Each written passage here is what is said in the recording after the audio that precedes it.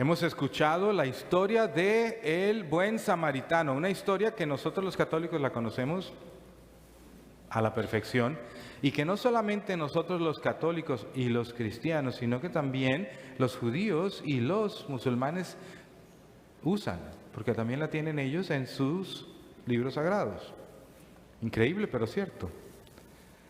Y Jesús en esta historia nos trae a nosotros una enseñanza que yo quisiera decir que en estos momentos en los que atravesamos nosotros como sociedad es importante. En la primera lectura oímos cómo nosotros todos somos hijos de Dios y en algún momento en nuestras vidas vamos a regresar a Él. Y lo único que vamos a poder tomar con nosotros va a ser nuestros actos de amor y benevolencia. Porque ninguno de nosotros se va a poder llevar ni la casa, ni el carro, ni la cuenta del banco, ni las carteras, ni los zapatos, ni las joyas, nada. Nuestras acciones de amor son las que vamos a poder llevarnos. Y vemos cómo en la segunda lectura sabemos que vamos a ir y a comparecer ante quien es la cabeza de la iglesia, que es Cristo Jesús. Él es la cabeza de la iglesia y es precisamente Él el que va a venir a recogernos el día en que Dios quiera que regresemos a su presencia. Porque es Él el que viene, ¿verdad? A veces nosotros decimos, nada, que el ángel de la muerte o que el ángel que mandó el Señor, Dios. No. Es Cristo Jesús, que Él mismo nos lo deja saber en el Evangelio de San Juan. Yo les voy a preparar un sitio en la casa de mi Padre, porque ahí hay muchas habitaciones. Y cuando yo regrese, los voy a llevar conmigo para que donde yo esté, ustedes estén. Entonces, es Él el que viene a recogernos el día en que nosotros torcemos el cuello. Y hoy Jesucristo nos está enseñando con esta parábola lo que necesitamos realmente tener en cuenta para poder estar preparados para ese día. Con una pregunta: ¿quién es mi prójimo? Y en la historia de hoy Jesús utiliza algo común en los días de Él. Primero, Él dice que este pobre hombre que iba de Jerusalén a Jericó, un camino bastante arduo, es una bajada, porque Jerusalén está en una montaña, Jericó está abajo, a 400 metros bajo el nivel del mar, al lado del mar muerto está Jericó. Jerusalén está a 1500 metros de altura. O sea, estamos hablando de 1900, casi 2000 metros, que es la distancia que hay entre Jerusalén y Jericó. Y es una bajada bastante pedregosa. Estamos hablando del desierto, no hay mucho, es pura tierra y polvo. A excepción cuando se llega a Jerusalén, es que se empieza a ver los pastos verdes porque está altico. Y a este pobre hombre lo cogen y lo dejan medio muerto, como dice ahí el Evangelio.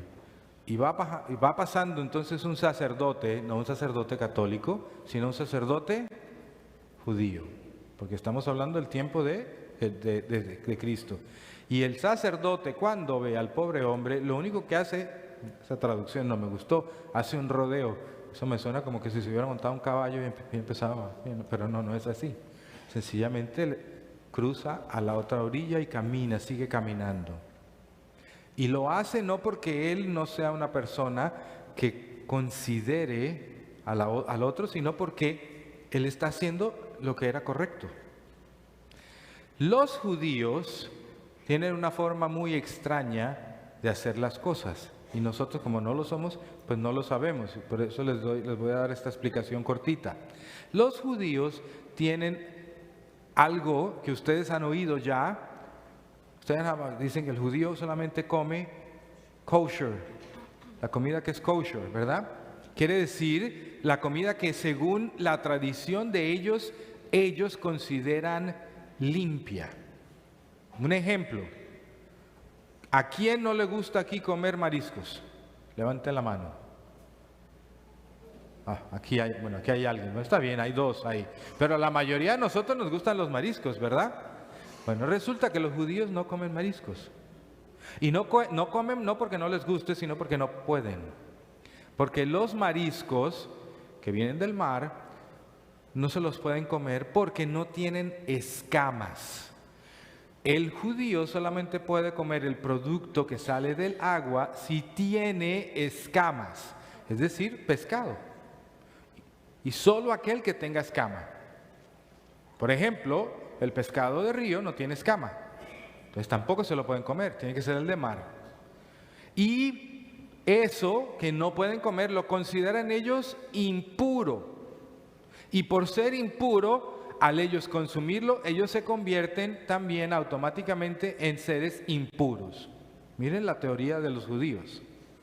Entonces, otra de esas teorías es que si alguien está muerto, un ser humano está muerto, no lo pueden tocar porque al tocar a un muerto, automáticamente aquel que lo toca queda impuro. Este es un sacerdote, quiere decir que trabajaba en el templo en Jerusalén, y la condición número uno del sacerdote para poder trabajar era que estuviera 100% limpio. Si él tocaba a este pobre hombre sin saber si estaba muerto o vivo y se encuentra con que está muerto, hubiera quedado impuro y no hubiera podido trabajar en el templo. Y para él era más importante ir a trabajar en el templo, ¿verdad? Eso él hizo lo correcto. Bajo los ojos del pueblo judío. El levita es como lo que hoy tenemos o conocemos nosotros como un diácono. Es decir, alguien que trabaja en el templo también. No como el sacerdote, pero que puede ser un ujier, o que puede ser el sacristán, o que puede ser el ministro de la Eucaristía.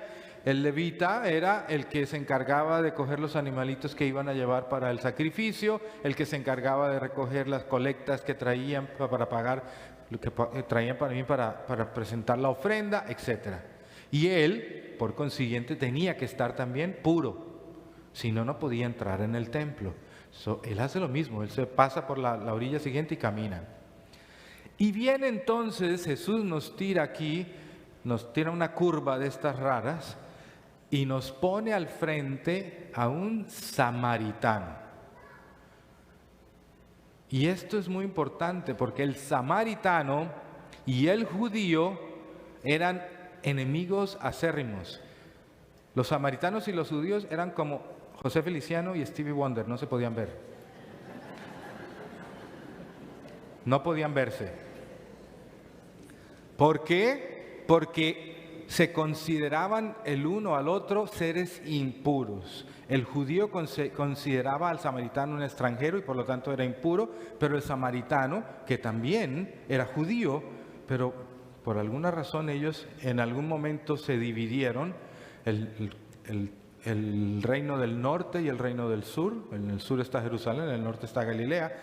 Entonces no se unían y no hablaban. Y el peor pecado de un judío o de un samaritano era precisamente hablar, tan siquiera hablar a uno a otro era un pecado.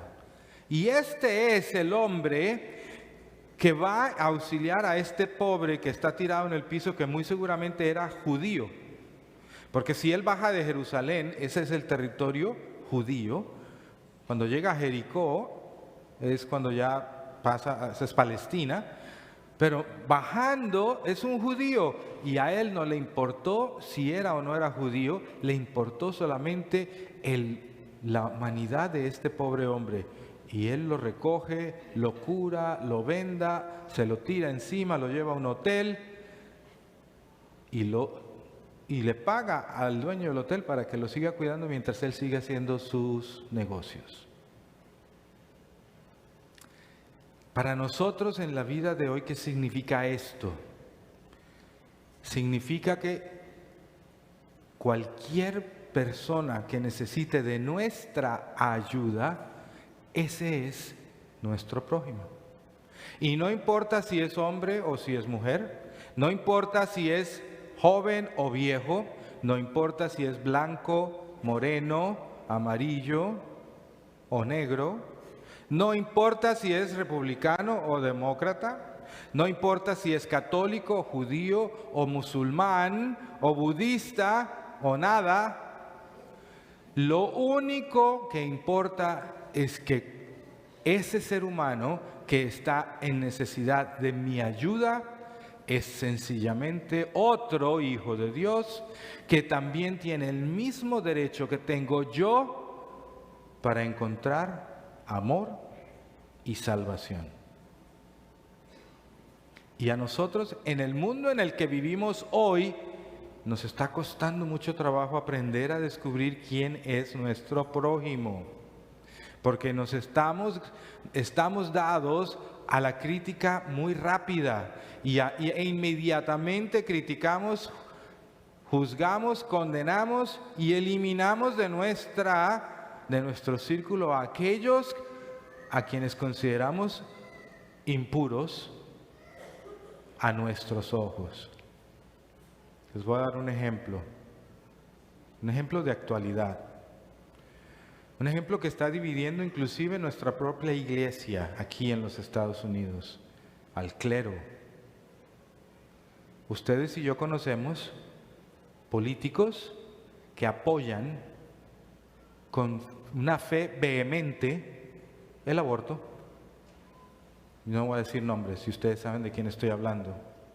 Y para nosotros, como católicos, como creyentes de la vida, como amantes de Dios, eso es no solamente un crimen, es algo abominable. Y entre nosotros hay problemas. ¿Por qué? Todavía hay sacerdotes que le dan la comunión a estos cuando vienen a una iglesia católica. Y mis hermanos, estos que están en un error gigante son, lo queramos o no, hijos de Dios. Y ellos también tienen la misma prerrogativa y la misma posibilidad de recibir amor y de salvarse. Por lo tanto, a ustedes y a mí nos corresponde ciertamente auxiliarles. ¿Cómo lo podemos hacer? No criticándolos, no rechazándolos, no señalándolos, pero ciertamente con lo único que nosotros aquí podemos hacer, porque no estamos ni en Washington ni en ningún otro sitio de estos, pero podemos desde este sitio o desde nuestra casa orar por ellos, para que en algún momento su corazón se abra y el Señor pueda tocarlos a ellos y convertir su corazón para que puedan lograr entender lo que significa ser un ser humano. Que no tenemos que respirar para seres humanos, sino que tenemos que existir para ser un ser humano.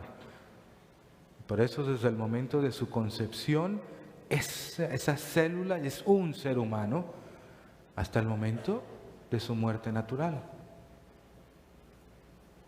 Y casos como este hay muchos más. Pero no nos vayamos a los extremos.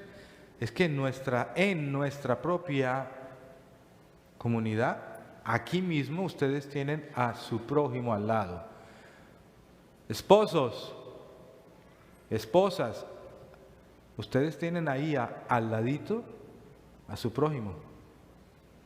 Y a fe que hay veces en que han querido matar y comer del muerto. Eso no es. Y nosotros no podemos vivir de esa manera, no nos conviene, ni le conviene al otro. Tenemos que aprender a ser más tolerantes y a entendernos, porque desafortunadamente ninguno de ustedes, ni yo tampoco, somos perfectos. Y todos nosotros de alguna forma vamos a meter la pata en algún momento. Porque el único que es perfecto es Dios. Nosotros no lo somos. Pero no se quedan ustedes los esposos.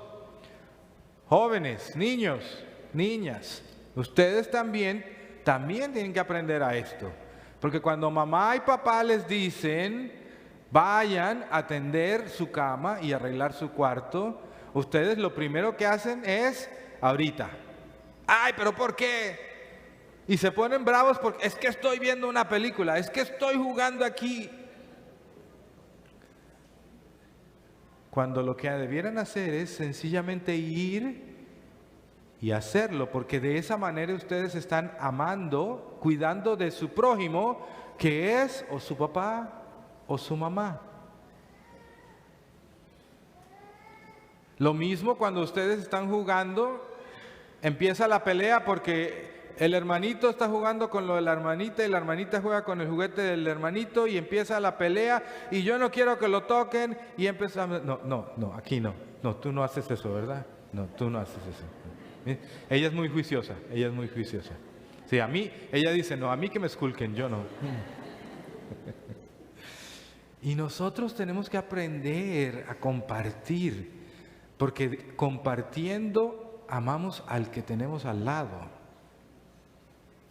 Es como la abuelita que vive con nosotros y la pobre abuelita pues ya se le están yendo la mente y nos cuentan una historia una y otra vez y cada vez que nos la dice es como si nunca nos la hubiera dicho y uno, pero abuela, ya usted me contó. No, tenemos que tener paciencia y dejarle que nos la cuente otra vez y reírnos de la historia para hacerla sentir bien, no mal. No para hacerla sentir de que está perdiendo la mente, sino sencillamente que se le ama y se le ama y se le quiere con todo el cariño del mundo, a pesar de que la historia no la sabemos de pe a pa, mejor que ella misma la está contando. Pero esto es parte de aprender a tolerarnos, de vivir el uno por el otro, de trabajar para hacer del prójimo una persona a la cual se le cumpla su dignidad de poder ser amado, para entonces lograr un día su salvación. Y esto es algo que todos tenemos que compartir. No podemos seguir viviendo en esta sociedad que nos dice todos los días, olvídense de los demás, preocúpense por usted, no se metan en el negocio de nadie más, usted haga lo que tiene que hacer y pare de contar. Mira, como me dice, sí. Pero resulta que es que lo que a ti te pasa, a mí me tiene que interesar. Como lo que a mí me pasa, a ti te tiene que interesar. Porque mal que bien, ya tú me conoces y yo te conozco, ¿verdad? Y si a mí me faltara algo, o a ti te faltara algo, y yo lo tengo o tú lo tienes, pues yo te lo doy y tú me lo das a mí. Porque ya nos conocemos, ¿verdad? No podemos estar ausentes, mas tenemos que siempre estar presentes, el uno para el otro. Mis hermanos, la lección de vida de hoy de Cristo es revolucionaria.